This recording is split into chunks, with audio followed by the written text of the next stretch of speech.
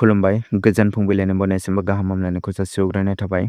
दिनैनि गिबि खौराङानो जाहैबाय ट्राइबेल ओनसोल आरो हानिफ्राय दखल खालामग्राफोरखौ होखारहरनांगौ बाथ्राखौ बुंदों ट्राइबेल गौथुम दुलाराय आसाम ट्राइबेल संघआ बिटिसि क'अर्डिनेशन कमिटिआ बिटिसिआव थानाय ट्राइबेल बेल्ट ब्लक आरो हानिफ्राय दखल खालामग्राफोरखौ थाबैनो होखारनो खावलायदों।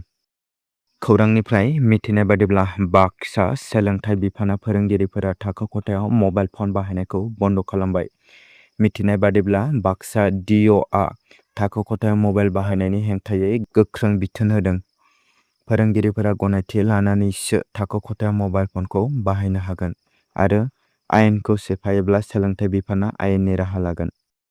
गुलमार्गआव रौनिया बिफान एमडिआरएफ आरो एसडिआरएफ आरो लोगोसे पुलिस बिफाना सा 300 दावबायारिफोरखौ जिउ रैखा खालामदों। जम्मु काश्मीरनि गुलमार्गआव भारतनि रौनिया हानजानि मेजर जेनेरेल मनज जशि बिथाङा बुङो दि टेकनिकेल फेलें जानायनि जाहोनाव सा 300 निबो बांसिन दावबायारिफोरा थाबथानाय सुबुंफोरखौ जिउ रैखा खालामनो हायो होनना बुंदों। 3 बर' लाइमोननि गिदिर जाफुंसारनाय गंसे गामिनिनो 3 बर' लाइमोनफोरा अग्निवीर जिद्दि आव साख्रि मोननो हादों। उदालगुरि जिल्ला अरां फावरिपटा गामिनि बिरदाव दैमारि, बिबेक कुमार दैमारि आरो राकेशर दैमारिआ इन्डियान आर्मी अग्निवीरआव साख्रि मोननो हादों होननानै मिथिनो मोननाय जादों। आइसक्रिम जानो मोजां मोनग्रा सुबुंफोरनि थाखाय मोनसे सांग्रांथि खौरां। सांग्रां जा आइसक्रिम जानो मोजां मोनग्राफोर। बेबादि आइसक्रिमआव खानस्रि मोननाय जाथाय जादों। नावकाटा शंकरदेव शिशु निकेतननि टेक्सिता लाकुरि जा 7 बोसोरनि फरायसुलिया आइसक्रिम जानाय समाव खानस्रि मोननो हादों। बेनिखायनो बयबो आइसक्रिम जाग्राफोरनिसिम मोनसे सांग्रांथि फोरमायदों। रायजोआव पेट्रल डिजेलनि बेसेन बांनायखौ लानानै आसामनि गिबि मन्थ्रि डक्टर हिमन्त बिश्व शर्मा बिथाङा बिबुंथि होदों।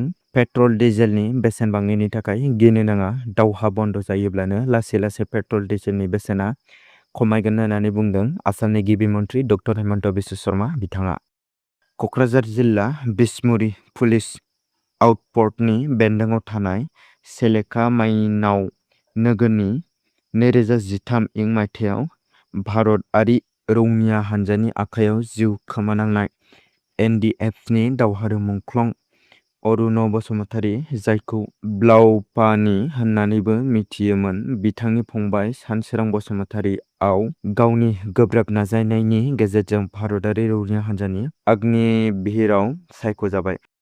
गिबि मन्थ्रि डक्टर हिमन्त बिश्व शर्मा बिथाङा भुटाननि प्राइम मिनिस्टार त्सरिं टबगाइखौ आसामाव फैनायखौ बरायदों लोगोसे हारिमुआरि, रांखान्थियारि आरो ओनसोलारि सोमोन्दोखौ जौगाहोनो थाखाय सावरायदों। आसामनि गिबि मन्थ्रि डक्टर हिमन्त बिश्व शर्मा बिथाङा।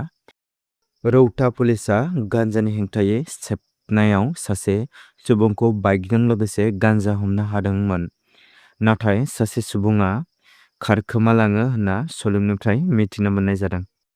2 जिथाइनि उनाव गिबि खेबनि थाखाय धेमाजि हाग्रा ओनसोलाव मासे बेंगल मोसाया गावनि फिसाफोरखौ लानानै केमेरायाव सेबखांजानायनि उनाव हाग्रा बिफाननि बिबानगिरिफोरा हाइ एलार्ट फोसावदों। दिनैनि खौराङा एसेनोसै। गोजोन्थों।